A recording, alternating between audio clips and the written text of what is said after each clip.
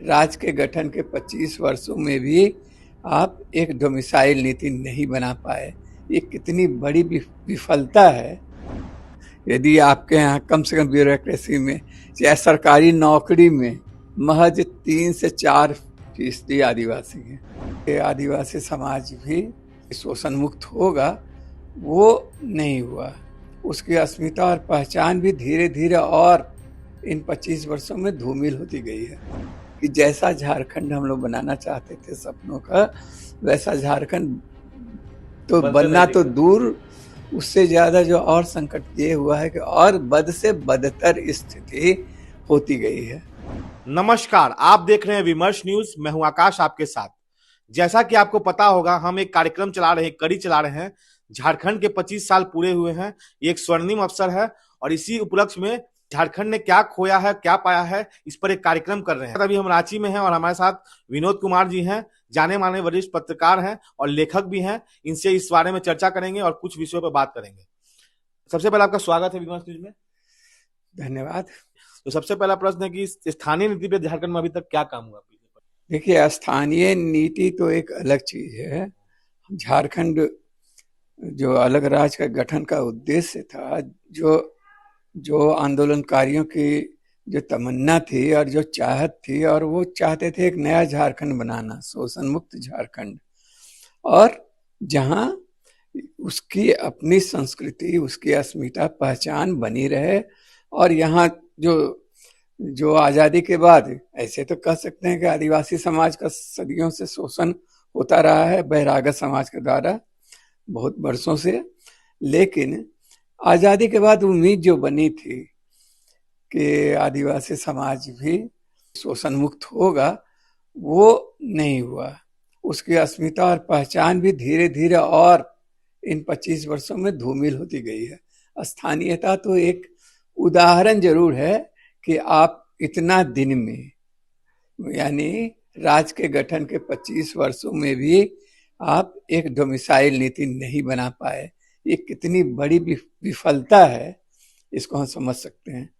हर राज्य का लगभग देश में जितने भी राज्य हैं, वहाँ सबका अपना डोमिसाइल नीति है, लेकिन झारखंड में अभी तक नहीं बन पाया। अभी जो अबुआ दिसोम अबुआ राज का नारा बुलंद करने वाले बिरसा मुंडा की जो भूमि है, वहाँ अबुआ राज बन जाने के बाद भी ये डोमिसाइल नीति, स्थानीय नीति नहीं बना सके हैं हम लोग। ये बहुत बड़ी विफलता है। आगे बढ़ते हैं, सरना धर्म कोड के बारे में बात करते हैं। सरना धर्म कोड जो है, वो भी अभी आपने सुना होगा, विधानसभा में चर्चा में था। काफी लोगों ने, मंत्रियों ने, कुछ नेताओं ने इसका सवाल उठाया था विधानसभा में। शायद यहाँ से पारित हुआ भी है, लेकिन क्या केंद्र सरकार ने अभी तक इस पर कोई संज्ञान नहीं लिया? इस पर क्या कहेंगे? देखिए, फिर वही दूसरा एक सवाल आ गया। वो भी उसी तरह का उलझा हुआ है। मतलब स्थानीयता की नीति, स्थानीय मतलब डोमिसाइल नीति हो या सरना कोड का सवाल, ये सब तो जो है वो एक ये भी मांग है, लेकिन जो मूल संकट है उसको हम लोग नहीं समझ पा रहे हैं। और आप जैसे पत्रकार लोग भी पूछते हैं, तो इस तरह का जो चर्चा में, डिबेट में जो बातचीत होता है, बस वो सवाल उठा लेते हैं। एक रफली जो एक मोटा मोटी जो दिखाई दे रहा है कि जैसा झारखंड हम लोग बनाना चाहते थे सपनों का, वैसा झारखंड तो बनना तो दूर, उससे ज्यादा जो और संकट ये हुआ है कि और बद से बदतर स्थिति होती गई है। जैसे मान लीजिए, एक छोटा सा उदाहरण आपको देंगे कि ये झारखंड देश बनने के बाद, झारखंड जब बना तो वो बिहार का हिस्सा था। पहले तो पूरा पश्चिम बंगाल का हिस्सा था, जिसमें उड़ीसा, झारखंड और बिहार तीनों शामिल थे बंगाल के साथ। धीरे धीरे अलग हुए सब राज्य, अंत में बिहार के साथ झारखंड बचा रहा। अब उसके बाद से लगातार ये आरोप लगता रहा है कि झारखंड में, उस समय लगता था शुरू में कि झारखंड में ये बिहारियों का कब्जा है, बहिरागतों का कब्जा है। यहाँ ब्यूरोक्रेसी में से लेकर हर जगह यहाँ के संसाधन को वो लूट रहे हैं और ये झारखंडी जनता का शोषण हो रहा है। तो इससे मुक्ति की जरूरी है और इसके लिए ही आंदोलन हुआ कि झारखंड एक, पहले तो 28 जिले के झारखंड की कल्पना थी, बृहद झारखंड, कि जो अन्य राज्य बने हैं समीपवर्ती जहाँ आदिवासी बहुल इलाका है, जो उड़ीसा में हो चाहे बंगाल में हो, वो सब भी मिलके एक, और बिहार में है 28 जिलों का बने। वो तो नहीं हुआ, एक शॉर्टकट में 18 जिलों का झारखंड बन गया, बिहार के दक्षिण बिहार के हिस्से को काटकर। और दुर्भाग्यपूर्ण है कि अभी भी इस राज्य में बिहारियों का या कहिए बहिरागतों का ही राज चल रहा है, सिक्का चल रहा है, ब्यूरोक्रेसी में वही लोग हैं, प्रभावी हैं। इसको एक छोटा सा ठोस प्रमाण तो यही है कि यदि आपके यहाँ कम से कम ब्यूरोक्रेसी में या सरकारी नौकरी में महज 3 से 4% आदिवासी हैं, ब्यूरोक्रेसी में 90% बहिरागत हैं, बाहर के लोग हैं। तो कुल मिला के जो पहला लक्ष्य था वही असफल हो गया और वो बिहार अलग राज्य झारखंड बनने के बाद भी झारखंडियों का राज यहाँ नहीं है। हाँ ठीक है, एक अलग राज्य बन के एक समझिए कि एक बड़ा केक था, उसका एक छोटा सा केक अलग टुकड़ा हो गया और यहाँ जो अलग राज्य बन के जो प्रशासनिक ढांचा बना या जो राजनीतिक बना, माने राजनेताओं का जो मंत्री बने, संतरी बने, जो मुख्यमंत्री बने, चाहे इस तरह का जो बना, तो उन लोगों का राज है और उनको फायदा हुआ है, पार्टियों को फायदा हुआ है, दलगत राजनीति से जुड़े लोगों का फायदा हुआ है। जो भी राजनीतिक दल हैं, चाहे झारखंड मुक्ति मोर्चा हो, चाहे भाजपा हो, कांग्रेस हो, चाहे ये हो, जो बिहार के हिस्से के रूप में जितना सुख सुविधा का उपभोग नहीं कर पा रहे थे वो कर रहे हैं। दलों से जुड़े हुए जो कैडर भी हैं उनको भी फायदा हुआ है, लेकिन आम जनता को कोई फायदा नहीं हुआ है।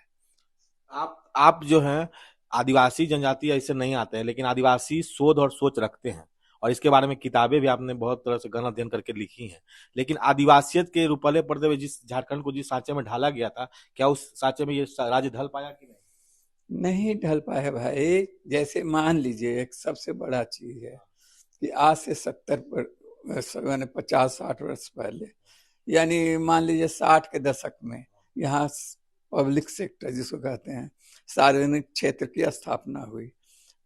चाहे धनबाद में BCCL हो, चाहे माने CCL हो, बोकारो स्टील प्लांट हो, HEC हो, टाटा को भी मान लीजिए प्राइवेट होते हुए मान लीजिए एक बड़ा इंडस्ट्री था वो हो, तो अधिकांश जगहों में यानी औद्योगिकरण जो हुआ वो सार्वजनिक क्षेत्र की जो स्थापना हुई उसमें सबसे महती भूमिका आदिवासी बहुल इलाकों का रहा है। झारखंड हो, चाहे दुर्गापुर हो, चाहे भिलाई हो, इस सारा का सारा इलाका जो है झारखंड, ये आदिवासी बहुल इलाका है।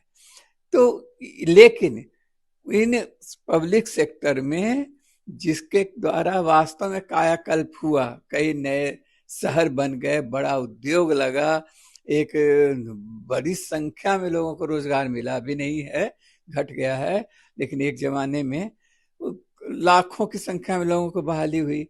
लेकिन उसमें जो यहाँ के लोकल आदिवासी और मूलवासी थे उनको रोजगार नहीं मिला।